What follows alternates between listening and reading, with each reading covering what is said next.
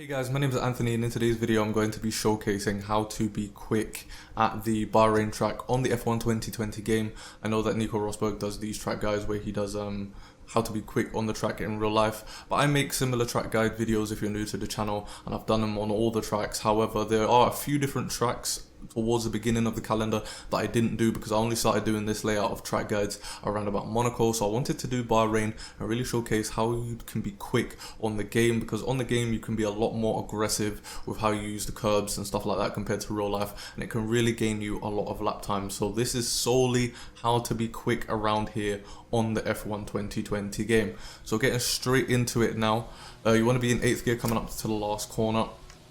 And then you'll be braking at the 100 meter board. You want to use all the track possible going into the corner. So brake in a straight line, using all the track possible here. Downshift into 4th gear and then start turning in around about the 50 meter board into 3rd, and then just plant the foot down as soon as you can. Make sure to try and keep the car as straight as possible so that you can get that traction down, and then you'll open up DRS as soon as you pass it, and then you start the actual lap. And then the first corner is a pretty tricky corner for me personally, especially the exit as well. But what you want to do is, I tend to brake roughly around about when the curb, the red and white curb starts. You could probably brake a little bit later and gain a little bit more time if you're more confident than I am on the brakes. But you want to brake in a straight line, basically using as much of the track as possible. Don't go onto the curb because you will lose a little bit of time. Shift down slowly, and then you want to shift down into 2nd, and then as you're turning into the corner, one last downshift into 1st, and then short shift back up to 3rd and try and get the traction down as much as you can, around about 50%, and then short shift up to 4th, try and get the traction down more, one last upshift to 5th, and then use all this part of the track there, and then open up DRS when you can. And then coming up to this next corner, you're going to be in 8th gear once again. You brake at the 100 meter board. You want to downshift very aggressively at this corner, and again use as much of the track as you possibly can. When it comes to the F1 2020 game, using as much of the track as possible will gain you a lot of time.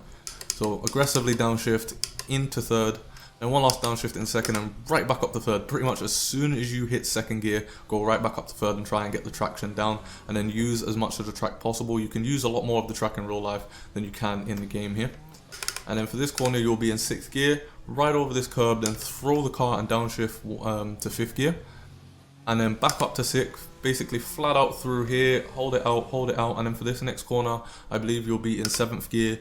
Then I usually brake around about where this light blue patch on the left hand side ends, and I brake in a straight line. So as you can see right now, if I brake in a straight line, I'm going to be going onto the curb, which is exactly what you want to do if you want to try and get the best angle through this corner. So you brake right over the curb, and then you want to use 2nd gear or 1st gear if you need to. Some people may even use 3rd gear just to help get that little bit of traction coming out of the corner. And then for this next corner, I like to be in 6th, use as much of the track going into the corner, and then right as you're coming up to the curb, as you're turning in, then you want to straight line the car, start braking in a straight line. You basically want to make this corner into 2 parts instead of one long flowing part, because if you make it into a flowing part, that's going to slow you down compared to if you have it in 2 separate parts. So in 6th gear, you start braking and shift down slowly. As soon as you get towards the curb, that's when you really start turning the car in towards turn 10. And then as you hit the apex, that's when you want to sort of short shift and start applying a little bit of the throttle at the same time. Really shoots the car off the corner and gives you a little bit of traction. And then obviously as the car starts to feel as if it's got more traction, that's when you start picking up speed. And then for this corner, I use what's the esports line, as everyone calls it, which again basically you just go as far as you can out, and then you just throw the car in. I like to brake pretty much just when the fencing on the right hand side changes color. Again, very aggressive downshifts. You really want to be super aggressive on this game if you want to be quick, and then just try and get the best traction possible. And then here, these 2 corners are going to be flat out. You want to stay towards the left, and then use 7th gear flat out here, and try and set yourself up for this corner, which I pretty much want to start braking just as you're approaching the orange fencing, and you want to be using a little bit more of the track here. So you want to really be around about here braking. You're going to be in 7th gear at this point, and then you downshift into fourth, and then one last downshift into third. In the hot lap, I used the curb a lot here, quite aggressively, and it did give me a little bit of time, so you can use it if you feel comfortable. If you don't, then obviously you could just clip the apex, and then once again, as soon as you hit the apex, that's when you want to start applying throttle and really get that traction down to try and shoot the car off the corner. And then once again, as for the final corner, in 8th gear, using all the track possible at the 100 meter board, down into 4th gear, turning in at the 50 meter board, down into 3rd, clip the apex, basically plant your foot on the throttle as soon as you possibly can, and then you pretty much just go towards the finish line. And that is a lap of Bahrain. So what I'm going to do is I'm going to showcase the lap that I got for this video, and then what I'm going to do is I'm going to show you guys a spreadsheet that I want you guys to really take a look at, because it's a spreadsheet of all the setups that I've used and that I've created for each individual track on the calendar, so that you guys can use it as well. But I ask of one thing from you, so we'll get to that when we get to that, and I'll see you guys then.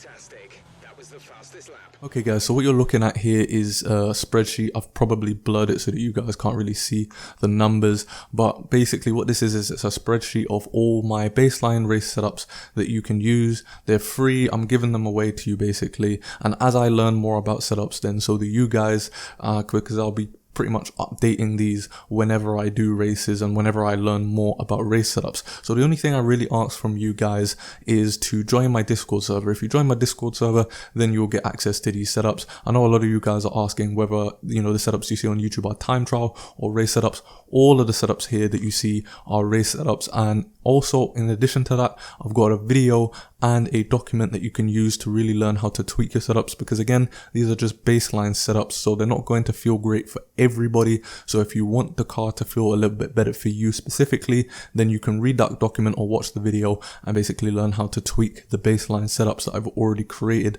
to fit more to your style, because some people, they like the car to have a little bit more understeer, whereas others, they like it to be more oversteery.